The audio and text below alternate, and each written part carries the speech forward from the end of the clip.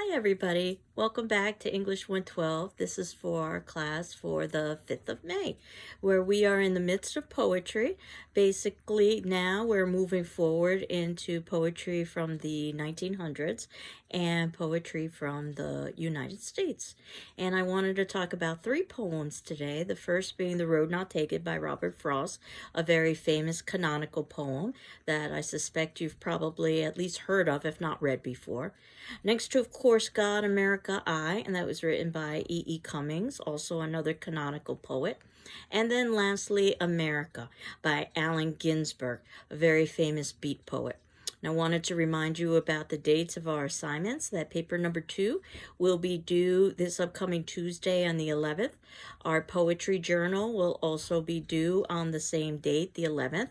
That was because I gave an extension for paper number 2. Technically, paper number 2, according to our syllabus, would have been due today on Thursday, but I've given you an additional class if it turns out that you so need it.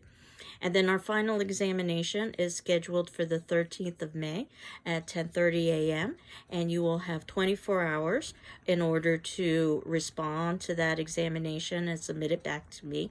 That will be due on the 14th, the day after, 24 hours later at 10:30 a.m. And the final exam is made up of 80 points poetry, where I will give you a handful of poems and ask you to select 2 and to respond to each of those poems for 40 points each. And these will all be poems that we've already discussed in class. And a 10-point short story question answer and a 10-point drama question answer. And that would be 100 points. So in terms of The Road Not Taken, and that's on page 871 of our text, but you can see that I've also included a link from the Poetry Foundation. I wanted to read this poem and also talk a little bit about the analysis of the poem that occurs afterwards. And when you are analyzing a poem in depth, all of the pieces of language and all of the pieces of punctuation and the ways in which they all fit together. That's known as an explication. And that's exactly what you are going to be doing for your final exam, is that you will be explicating 2 poems. Now, The Road Not Taken is a very famous poem because it oftentimes is read at things such as graduations, and it's very appropriate. And this poem, written in 1916, is also very famous in the way that the Shakespearean sonnet, Shall I Compare Thee to a Summer's Day, is famous, in that the Shakespearean sonnet is oftentimes misread as a poem that's written for a young woman in an attempt to woo her. And we talked about how that is not the case with the sonnet, is that scholars believe it was written to a young man, probably Shakespeare's patron, in an attempt to flatter him, and that there are no particular use of pronouns that indicate gender in that particular poem. This poem, too, The Road Not Taken, is oftentimes misread. So I wanted to read the poem to you and then explain how and why it's misread. The Road Not Taken. 2 roads diverged in a yellow wood, and sorry I could not travel both and be one traveler. Long I stood and looked down one as far as I could to where it bent in the undergrowth. Then took the other as just as fair, and having, perhaps, the better claim, because it was grassy and wanted wear, though as for that the passing there had really worn them about the same. And both that morning equally lay in leaves no step had trodden black. Oh, I kept the first for another day. Yet knowing how way leads on to way, I doubted if I should ever come back. I shall be telling this with a sigh, somewhere ages and ages hence. 2 roads diverged in a wood, and I took the one less traveled by, and that has made all the difference. Now, this poem is probably best known for its last stanza, that 2 roads diverged in a wood, and I took the one less traveled by, and that has made all the difference. But look at the title of the poem. The title of the poem is not about the road chosen. It's about the road not chosen, the road that was not taken. And as we go through this particular poem, there's 2 roads that diverge in a yellow wood, 2 roads representing 2 choices. Sorry, I could not travel both. You can't necessarily choose 2 things simultaneously. One choice precludes another.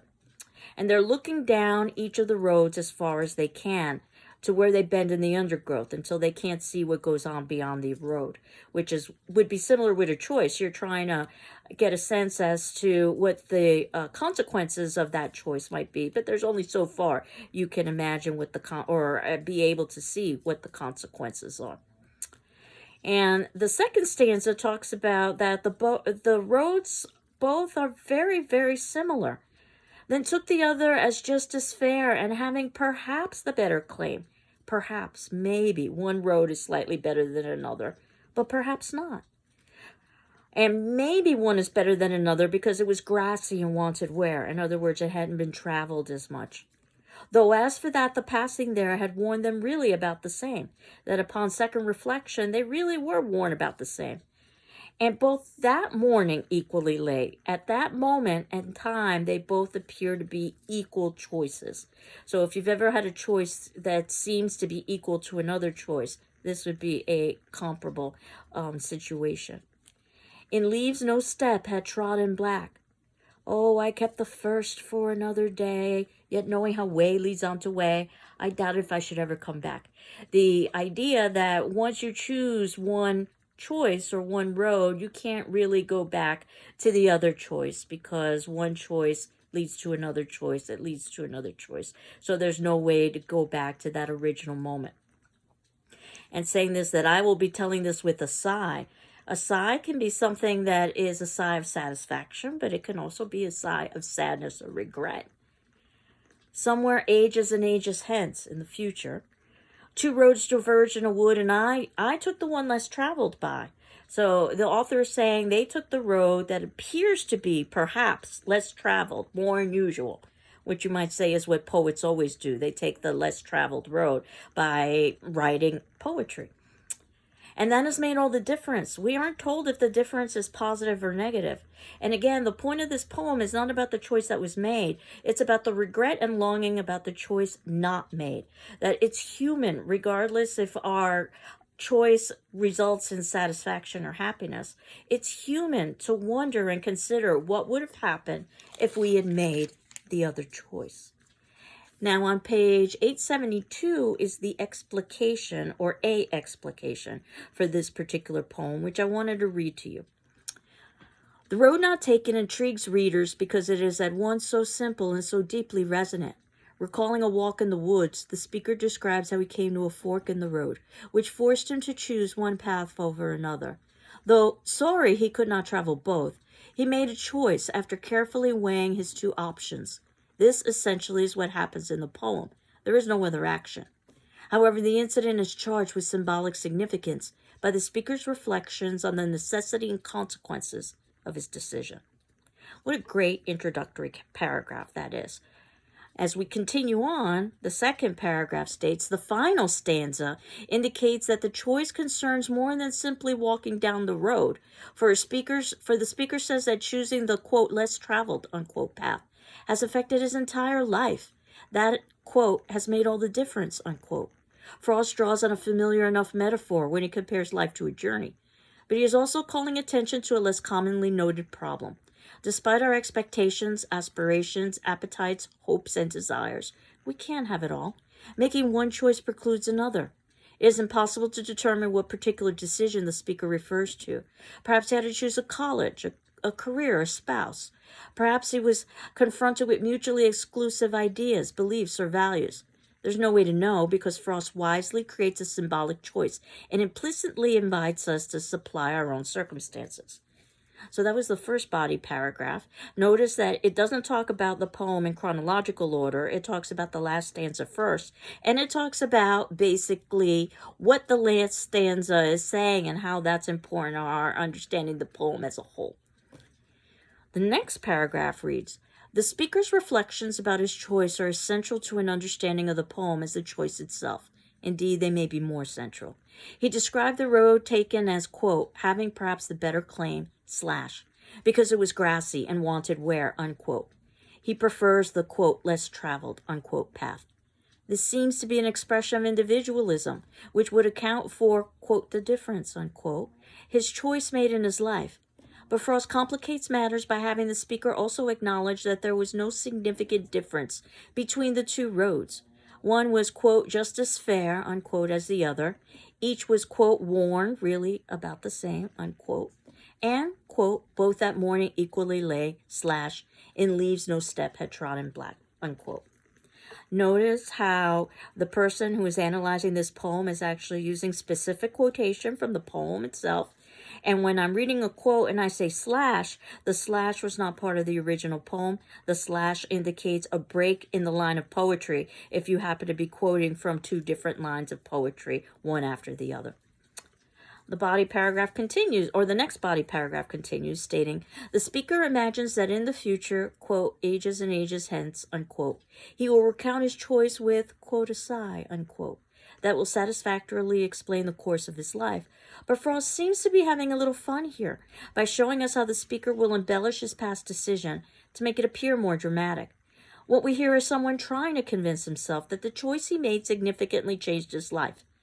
When he recalls what happened in the, quote, yellow wood, unquote, a color that gives a glow to that irretrievable moment when his life seemed to be on the verge of a momentous change, he appears more concerned with the path he did not choose than with the one he did.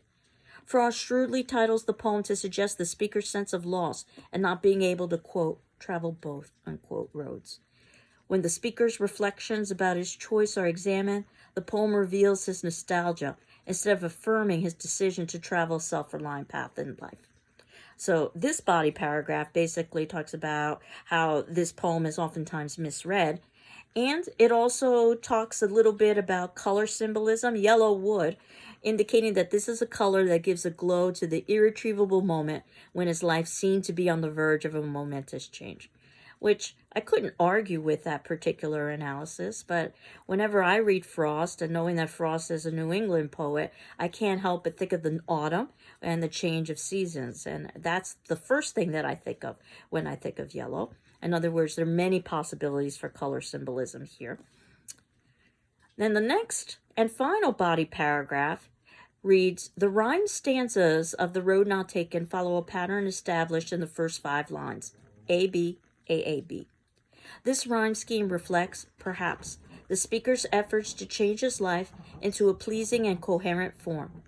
The natural speech rhythms Frost uses allow him to integrate the rhymes unobtrusively, but there's a slight shift in lines 19 and 20, when the speaker asserts self-consciously that the, quote, less traveled, unquote, road, which we already know to be basically the same as the other road, quote, made all of the difference, unquote.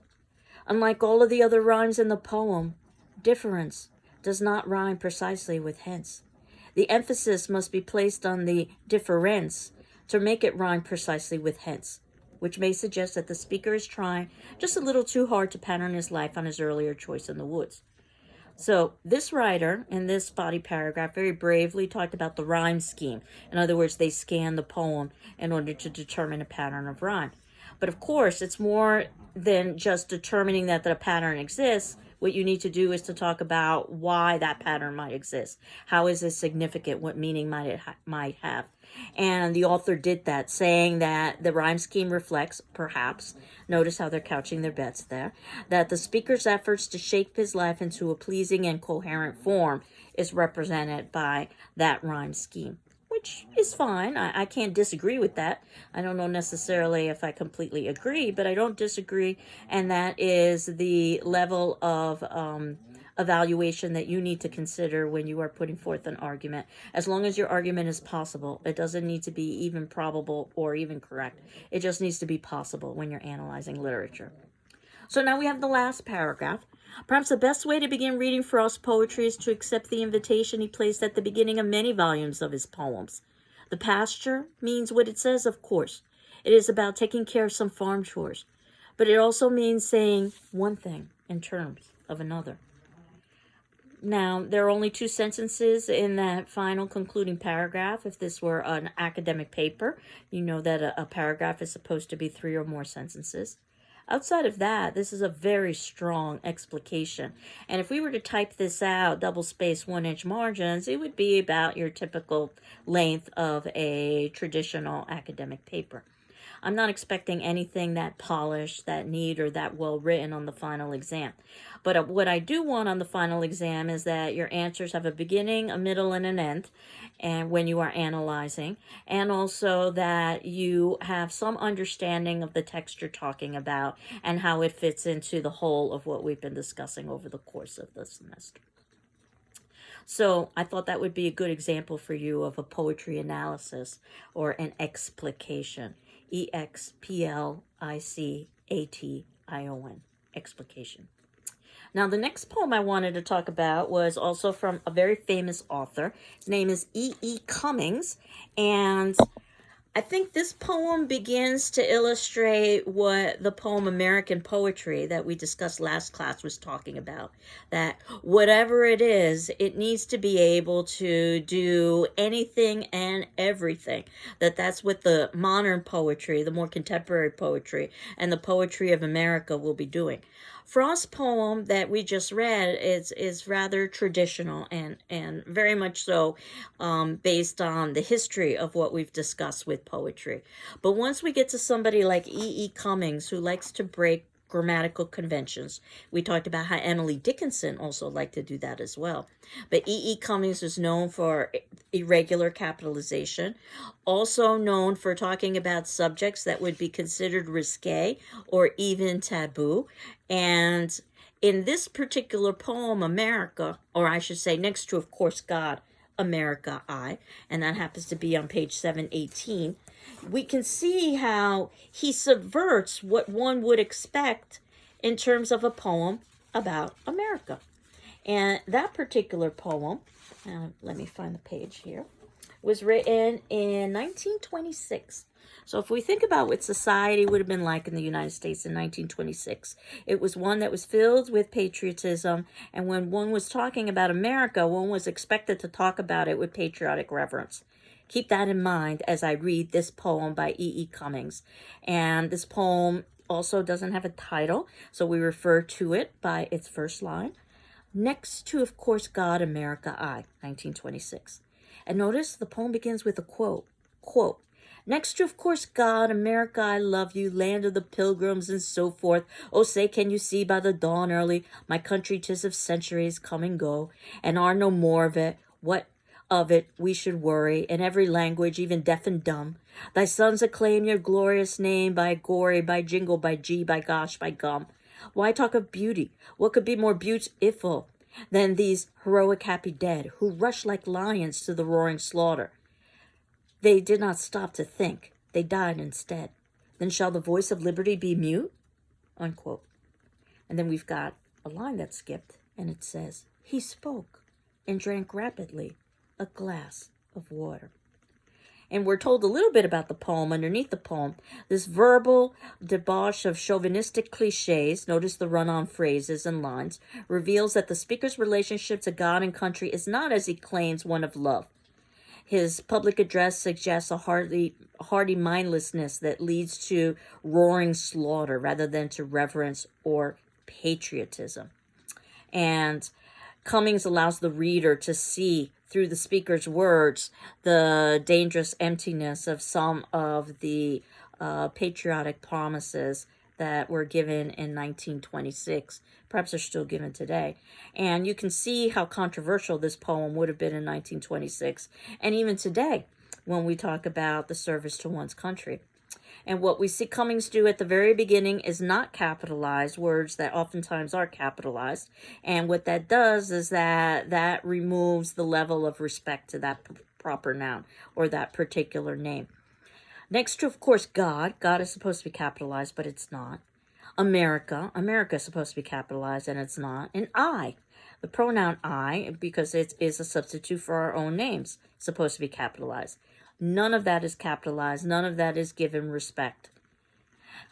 And notice how he's using just fragments of things like patriotic songs and pledges of allegiance in order to illustrate that while these things are used as an example of patriotism, they really shouldn't be because they're quite hollow. Next to, of course, God, America, I love you, land of the pilgrims, and so forth and so on. Yeah, whatever. As you can see by the dawn's early, my country 'tis of centuries come and go, and what more of it. And when he talks about in every language, even deaf and dumb, the assumption is that what he's saying is that soldiers are deaf and dumb. And notice how those words are run together so that they sound almost nonsensical. Thy sons acclaim your glorious name by gory, by jingle, by gee, by gosh, by gum. Lots of g sounds here. Alliteration, the initial repetition of consonant sounds. Also, if we were to put all of these G sounds together, g, g, g, g, g, it almost sounds like perhaps the shooting of a gun, which again would be very appropriate for a soldier in war. And talking about sons, because at that point, basically males would be in the military. Acclaim your glorious name, gory, the jingo, gee, gosh, gum. And if you know anything about jingoism and the idea of putting one's country and one's beliefs above others, saying that that's what American patriotism is after we peel away the veneer. And gee and gosh and gum, if you think about these words, these are supposed to be words to express dismay, but they aren't curse words. They aren't profanity. And again, in 1926, a good person wouldn't be, in theory, engaging in profanity. But of course, the reality would be quite different than the, oh, gee, I just shot my arm off in war. Why talk of beauty? What could be more beautiful? Notice how the only beautiful word in this poem, beautiful, is actually hyphenated, divided up into two pieces. Then these, and this is how he refers to soldiers, heroic happy dead, who rush like lions to the roaring slaughter. They did not stop to think. They died instead. And the reason why that line makes sense is because I deliberately took a pause. It's a run-on, two lines together. They did not stop to think, they died instead, is how you would read it without the punctuation. So he's not using the punctuation that we would expect. Again, breaking grammatical conventions. Shall the voice of liberty be mute? This is a question. And then finally, the last line, which is separated from the rest of the poem, gives us the setting. He spoke and drank rapidly a glass of water. One assumes that if he's speaking and drinking water, this is probably a public address.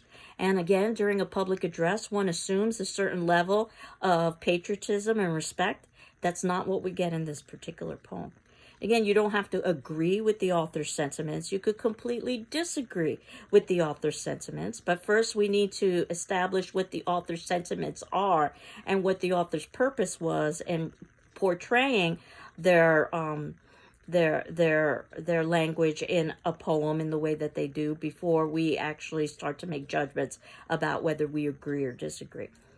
But as controversial as this poem is, probably some of the most controversial poetry came out in the 1950s. These were known as the Beat Poets, and they mostly came out of California, and they were known for pushing lots of boundaries and basically questioning many of the societal norms of the time, which is what E.E. Cummings was doing, but the Beats would do that in a much more direct way. They wrote in a stream of consciousness style, which meant that they were trying to mimic the thought patterns that we would have. So you've got poetry that doesn't necessarily follow any kind of grammatical structures, because when we think, we don't necessarily follow grammatical structures.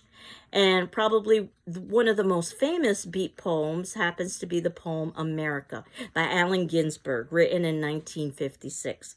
And I really can't do this poem justice. I think it would be better if you listen to Allen Ginsberg himself read this poem. So this would be a good place to stop this video at about 23 minutes and 59 seconds. And then when you are done, come back. And hello, I hope you are done and you are now back after listening to Allen Ginsberg read his poem America. What you would have noticed perhaps is that this poem that he read is slightly different than the text that he actually published. So what you are watching, or what you watched, I should say, is basically one of the drafts that he had of the poem. And you could see that he was delivering it to a live audience, and that it gives it, and much like the same way we see with dramas, this kind of immediate immediacy and electricity. Obviously, his audience was very impressed with his reading. His audience was an audience from UC Berkeley, which is where he taught at. And I just wanted to highlight a few of the lines in this particular poem and why they're so important. The first saying that I've given you all and now I'm nothing. So basically he's talking about how he has sacrificed everything for his nation and his nation has given him nothing. And then the next line, almost nonsensical, America, $2.27, January 17, 1956. So we assume the date is the date in which he's writing the poem. $2.27, whether that's how much he has in his pocket, how much he believes America thinks he's worth. There could be any of a number of possibilities for that price. He says he can't stand his own mind. He oftentimes talks about sanity and insanity. And actually, Allen Ginsberg, the poet, was basically in and out of mental institutions. America, when will we end the human war? And then line 5, America, go fuck yourself with your atom bomb. This is definitely something we wouldn't be seeing in the sonnets. Now we're using direct profanity. And if you think about an atom bomb as a phallic symbol and how that would work in terms of the F word, I don't feel good. Don't bother me. I'll write my poem, or I won't write my poem till I'm in my right mind. Of course, there's some irony here, because if he's not in his right mind, then what is he doing writing his poem? America, when will you be angelic and take off your clothes? The idea when you take off your clothes, you show the truth. When will you look at yourself through the grave? In other words, when will you come to understand the number of lives that you've sacrificed? And when will you be worthy of? And then he continues on talking about lots of topical references. He talks about communist idealists. In fact, his poetry oftentimes is supportive of communism in a time when communism was considered to be an evil and still is perhaps today. Why are your libraries full of tears? In other words, this is where you can find the truth when you read the histories.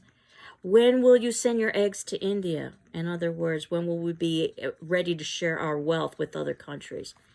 I'm sick of your insane demands. Previously, Ginsberg was saying he was the insane one. Now he's saying America's the insane one. Perhaps both are insane. When can I go to the supermarket and buy what I need with my good looks?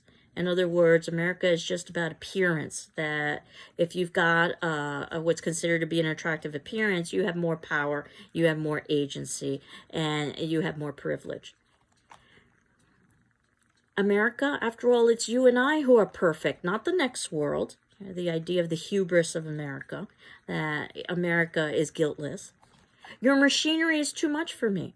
Ginsberg would oftentimes critique the idea of the mechanization of the work world. It would be very comparable to what we would be talking about today in terms of the technological progress that has threatened to replace much of the labor market.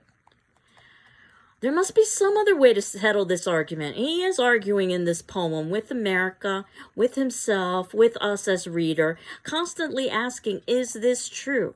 Making references to many individuals who would have been in the news at the time or who would have been poets at the time, such as William Burroughs, who is another beat poet. Are you being sinister, or is this some form of a practical joke? And I'm trying to come to the point. Of course, this poem is a very long poem, so again, the idea of him coming to the point seems almost ludicrous. I refuse to give up my obsession. And stop pushing, I know what I'm doing. The plum blossoms are falling, and I haven't read the newspaper for months. Every day somebody goes on trial for murder. And I've heard this from many individuals, that they don't want to watch the news because it's too negative, by the way. And he goes on, I feel sentimental about the Wobblies. And this was a nickname for industrial workers of the world, a militant labor organization. I used to be a communist when I was a kid. I'm not sorry. I smoke marijuana every chance I get. And I can stop here and remind you that at this point, marijuana was illegal. And he oftentimes talks about drug use. And he goes on and says, I sit in my house for days on end and stare at the roses in the closet.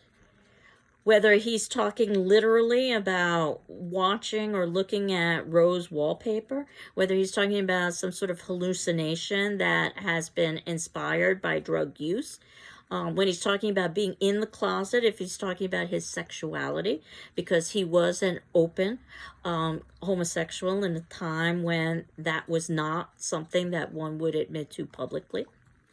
I go to Chinatown, I get drunk, and I never get laid. My mind is made up. There's going to be trouble. You should have seen me reading Marx. Marx, of course, known for his Communist Manifesto. My psychoanalyst thinks I'm perfectly right. How's that for a little bit of irony that my therapist thinks that I'm sane? Perhaps the insane ones are the ones outside of the mental institutions. I won't say the Lord's Prayer. Again, this is a direct defiance to not just government, but to religion as well. I have mystical visions and cosmic vibrations, as he's talking about basically drug use and abuse. And I still haven't told you what you did to Uncle Max when he came back from Russia. And again, the idea of how do our soldiers return are hurt and bruised. I'm addressing you, the poem says, and that means us as reader as well. Are you going to let your emotional life be run by Time magazine? And I could say that if I were going to update this, perhaps this line would read something to the effect of, are you going to let your emotional life be run by Twitter? And he continues on and says, I'm obsessed by Time magazine. I read it every week. Its cover stares at me as I slink past the corner candy store. I read it in the basement of the Berkeley Public Library. It's always telling me about responsibility. Businessmen are serious. Movie producers are serious. Everybody's serious but me. And then you have to wonder, is that the truth? Maybe he is the serious one because he is the one that is able to see the ugly truth about America. Like the shark, it contains a shoe, as we were told with American poetry. Its stomach must be able to digest coal and uranium. And that's what this poem is. This is an ugly poem. This is a poem that talks about the ugly underbelly of the United States. And it also is a poem that doesn't have the rhyme and meter that our previous poems had, because it follows a stream of consciousness approach. And in line 45, very telling, it occurs to me that I am America. So at this point, the author is admitting that he himself is part of the problem. And then states, I'm talking to myself again. In other words, is anybody listening to what I'm saying? And then there's a whole section here, Asia's rising against me. I haven't got a Chinaman's chance. You know, the idea that foreign nations are seen as competitors and threats. My national resources consist of 2 joints of marijuana, millions of genitals, and unpublished private literature that goes 1,400 miles an hour, 25,000 mental institutions. So you can see here that the poetry is starting to break up so that it's almost like a paragraph. We're bridging the genre of poetry to prose, and we'll do that a little bit more later on. I say nothing about my prisons nor the millions of underprivileged who live in my flower pots under the light of 500 suns. And one suspects he's talking about growing marijuana there when he's talking about the underprivileged who live in flower pots under the lights of 500 suns. I've abolished the whorehouses in France. Tangiers is the next to go. My ambition is to be president, despite the fact I'm a Catholic. Keep in mind that John Kennedy was our first Catholic president. America, how can I write a holy litany in your silly mood? Again, we go back and forth as to who is being silly. I will continue like Henry Ford. My strophes are as individual as his automobiles. More so, they're all different sexes. And basically the idea of Henry Ford and the assembly line, that everything was exactly the same, and the mechanization of society. I will sell you strophes, 2,500 a piece, 500 down on your old strophe. He's making a literary reference here to Greek chorus that also was very mechanized in some respects, and very similar as everybody was engaged in the same actions. And then saying things that would be related to the news media at the time, freeing individuals such as Tom Mooney and the Spanish loyalists, and Sacco and Vanzetti. So these are individuals who've experienced, in his opinion, some kind of injustice in the world, including the Scarborough Boys. And then we get the section where the poem seems to collapse into prose again. America, when I was 7, Mama took me to a communist cell meeting. They sold us garbanzos, a handful per ticket. A ticket cost a nickel, and the speeches were free. Everybody was angelic and sentimental about the workers. It was all so sincere. You have no idea what a good thing the party was in 1935. Scott Nearing was a grand old man, a real mensch. Mother Bloor made me cry. I once saw Israel answer plain. Whew. And all of that is one long run-on sentence. Basically, these should be divided up with punctuation, but it isn't. Everybody must have been a spy. That sense of paranoia. America, you don't really want to go to war. It's them bad Russians and them Russians, them Chinamen and them Russians. The Russia wants to eat us alive. The Russia's power mad. She want to take our cars from out of our garages. Her wants to grab Chicago. Her needs a red Reader's Digest. Her wants auto plants in Siberia. Him big bureaucracy running our filling stations. So now he's beginning to mimic the language of somebody who is a second language speaker of English. Him make Indian learn read. Him need big black knickers hot. And that's a quote. So you've got here the use of the N-word. You've got profanity. You've got the mocking of language. In other words, there's quite a bit to be critical of in this particular poem. Her makes us all work 16 hours a day. Help. And that was one of his pleas about the need to stop the mechanization of society, that basically instead of reducing work, it increased work. And I've seen something similar with the advent of the internet, which was supposed to alleviate our workloads, and in many respects has just increased our workloads. And then the question after he says, this is quite serious. This is the impression I get from looking in the television set. Again, if I were to modernize this, I would talk about the cell phone and the computer as well, but this is a direct attack on the media. America, is this correct? In other words, he's asking, while he doesn't give any solutions to the problems, he is asking us as readers, if these aren't problems, show me how they're not problems. And if they are problems, then I guess we all need to address them together. And he says, I'd better get right down to the job. It's true I don't want to join the army or turn lathes and precision parts factories. I'm nearsighted and psychopathic anyway. America, I'm putting my queer shoulder to the wheel. And when he talks about queer shoulder, that's a direct reference to his sexuality as well. So you can get a sense that even though E.E. Cummings was controversial, it was nothing like the Beat Poets and certainly nothing like the poem America. So for today's attendance question, it's asking you, out of the 3 poems that we've covered today, The Road Not Taken, next to, of course, God, America, I, and lastly, America, which poem do you think is the most relevant to our current society and time? To our current society and time, and why? That'll be due on Friday the 7th at 10 a.m.